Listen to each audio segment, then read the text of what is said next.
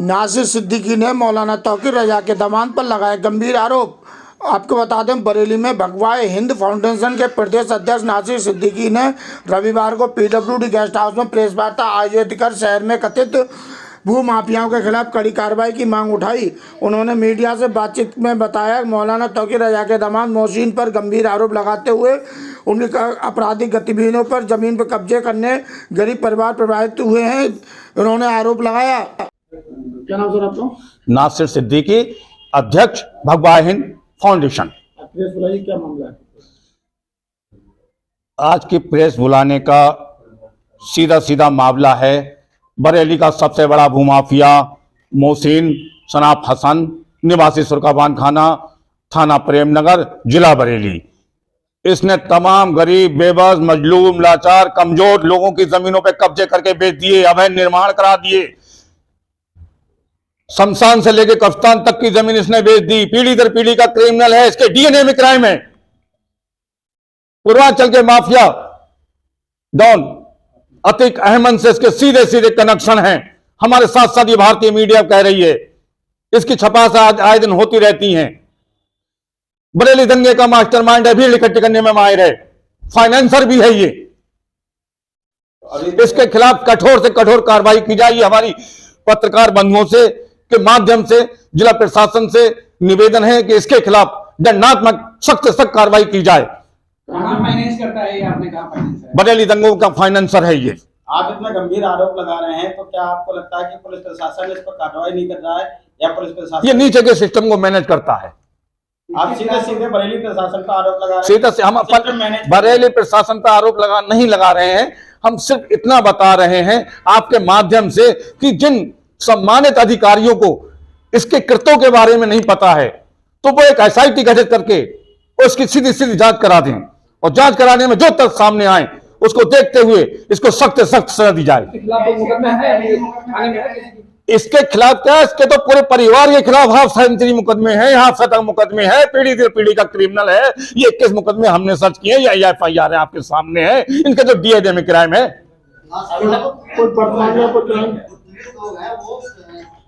कोई वर्तमान का कोई घटना, कोई वर्तमान में है, कोई घटना जल्दी में? हाँ, अभी एक जल्दी में घटना हुई थी, वो लोग रमजान की वजह से नहीं आ पाए हैं। अगली प्रेस कॉन्फ्रेंस में रमजान भी निकल जाएंगे। किसी मुकदमे में जेल गया है क्या? ये जेल भी गया है और पुलिस कस्टडी में भी रहा है।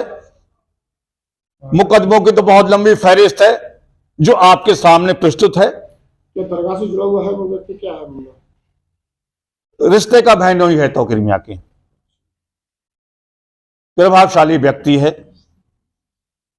नकली दाढ़ी, 55 रुपए की टोपी ओढ़ के कोई मियां नहीं बन जाता। इंसान के भेष में शैतान है ये।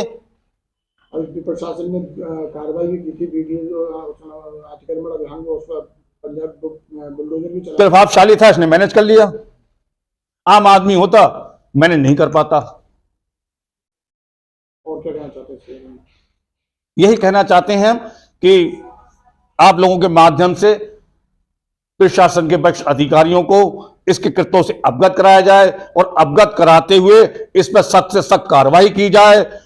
वरना बात रंग पर्व के, रमजान के, ईद के हमारी अगली प्रेस कॉन्फ्रेंस लखनऊ में होगी।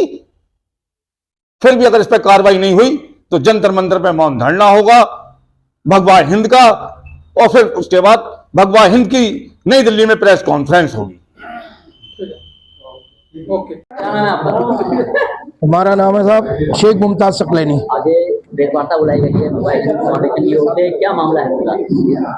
मामला साहब ये था, ये मैंने अभी कुछ टाइम पहले 2024 में तस्लीम रजा के खिलाफ एक मुकदमा लिखाया था।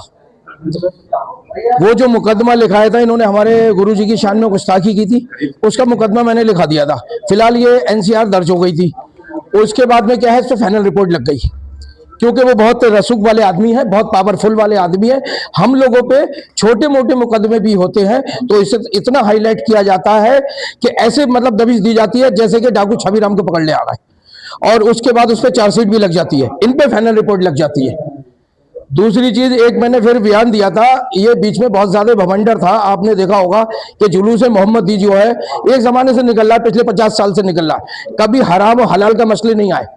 लेकिन जब इनकी मनकबतें बजना बंद हो गई, इनके मतलब के जो साउंड थे वो बजने बंद हो गए, इन्होंने कह दिया डीजे हराम। हमने उस पर कह दिया अगर डीजे जुलूस में हराम है तो डीजे आपकी चादरों में भी हराम है, हराम चीज तो हराम है। और फिर दूसरी चीज ये हराम है तो फिर आपके यहाँ से जो फतवा रिजविया लिखी है, आपकी यहाँ की किताब, उस पे लिखा था कि उर्स भी हराम है, मौलवी अहमद रजा का उर्स मनाना भी नाजायज और हराम है अगर आप मनाएंगे।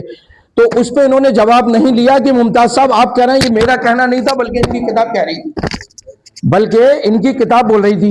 इन्होंने मुझ पे हमला कर दिया। अब वो हमला इनका इतना जबरदस्त था कि इन्होंने 8 से 8:30 के बीच में मेरी दुकान पे हमला किया, जहां मेरा मकान भी है। ये आपके है 2025 की 21 सितंबर 2025 मुझ पे हमला किया, मेरी पत्नी पे हमला किया, मेरे बच्चों पे हमला किया। मैं खून से जो है लथपथ हो गया और उसके बाद मैं थाने पहुंचता हूं। थाने मुझे 4 घंटे बिठाए रखा, थाना प्रेम नगर 4 घंटे बिठाए रखा, जिसकी फोटो ये है। मैं खून में नहा रहा था, ये ब्लैक कपड़े पहना हूं, अगर व्हाइट कपड़े पहना होता तो पूरी तरीके से नहा रहा था। 4 घंटे बाद मुझे भेजा जाता है मेडिकल के लिए। मेडिकल पे 1 से 1,500 लोग पहले से प्री प्लानिंग बैठे थे, वहां पे जबरदस्त हमला हुआ। पुलिस ने उल्टा, मैं जब FIR लिखाने गया थाना प्रेम नगर, पुलिस ने मुझे उल्टा जेल भेज दिया 307 में। मैं पिट रहा हूं, मेरे बच्चे पिट रहे हैं, मेरी पत्नी पिट रही है, मुझे 307 में जेल भेजा जाता है। आखिर कौन सा कानून है ये? अगर इनको सच्चाई देखनी है तो मेरी दुकान से, मेरे घर से थाना प्रेम नगर तक और चौकी कोहड़ा पीर तक से CCTV कैमरे निकाले जाए। अगर डिलीट हो गए हो तो उसको रिस्टोर कराया जाए। फिर डिस्ट्रिक्ट हॉस्पिटल से मेरी ये कंप्लेंट है कि वहां के CCTV कैमरे निकाले जाए, सारी असलियत सामने आ जाएगी। ये इतने पावर में है कि पुलिस के सामने जो चाहेंगे कर लेंगे, पुलिस मौजूद है। किससे मिले हुए हैं, क्या है? देखिए साहब, जाहिर सी बात है, जब ये क्लियर बच जाते हैं तो कहां से मिले हुए हैं ये अच्छी तरीके से जाना जाता है। ऐसा है, पुलिस जो है वो भीड़ से डरती है। आप झूठा मुकदमा अगर ये मौलवी किसी के खिलाफ लिखाने जाएंगे तुरंत लिख जाएगा। हम सच्चा मुकदमा लिखाने जाएंगे तो हमारे मुकदमा नहीं लिखा जाएगा। ये यहाँ की तारीख बन चुकी है बरेली शहर की। और मैं ये बता देना चाहता हूँ कि मौलवियत इस्लाम नहीं है और न ही इस्लाम मौलवियत है। अगर एक दरगाह को जोड़ोगे तो लाखों दरगाह जितनी हिंदुस्तान में सब मिल जाएंगी। इनको जोड़ने से कुछ नहीं मिलने का वो सोच रहे हैं, सब इन्हीं के पीछे हैं तो कोई नहीं है। ये देखिए, ये आसिफ जलाली पाकिस्तान का है, इसकी वीडियो भी बताना चाहता हूं बहुत जल्दी। अब बताइए, अगर आसिफ जलाली पाकिस्तान का जो हमारे हिंदुस्तान को पाकिस्तान बनाना चाहता है, इसकी वीडियो मेरे पास मौजूद है, और उसके साथ अगर हम भी बैठे तो गद्दार होंगे या नहीं? इन जैसों के खिलाफ कार्रवाई नहीं हो रही है, अगर मेरे बाप भी बैठेंगे तो वो भी गुनाहगार है। अब ये देखिए आप, ये इस तरीके से ये सब मेरे पास रेफिडेंस है। और दूसरी चीज, ये वीडियो भी है और ये प्रशासन के सामने किस तरीके की बात कर रहा है। मेरे खिलाफ सर तन से जुदा वाला फतवा ये लोग दे चुके हैं बिना कागजों के। ये कह रहा है, ये देखिए, प्रेम नगर इंस्पेक्टर मौजूद है, उनके सामने मुझे गालियां दी जा रही हैं। ये उमान रजा है और ये उमान रजा का ये बेटा है, मोहसिन रजा मौजूद है, मोनिस रजा मौजूद है, पूरा इनका खानदान मौजूद है और ये खानदानी गुंडे हैं। ये देखिए, और इनकी आप पावर देख लीजिए, पावर कितनी है कि मेरी पत्नी का मेडिकल नहीं हुआ, वो भी लहूलुहान है।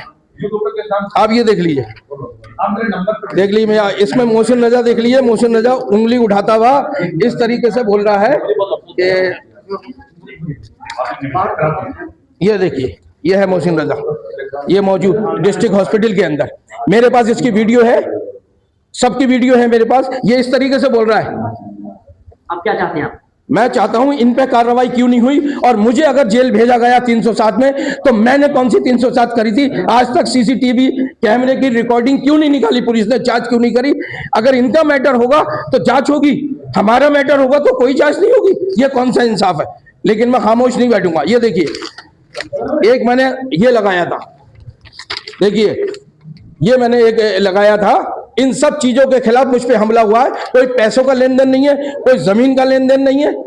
ये देखिए, और देखिए आप, मैं एक चीज आपको और दिखा देता हूं, वहां कितनी पुलिस मंगानी पड़ी। और मेरे साथ इन्होंने क्या किया कि एक बंदे के साथ मुझे भेज दिया मेडिकल कराने। ये सब क्या था साहब? मैं ये पूछना चाहता हूँ साहब मैं गवर्नमेंट से, और अपने खिलाफ मेरे ऊपर जो हुए जुल्म मैं उसका इंसाफ चाहता हूँ। बस इसीलिए मैं आप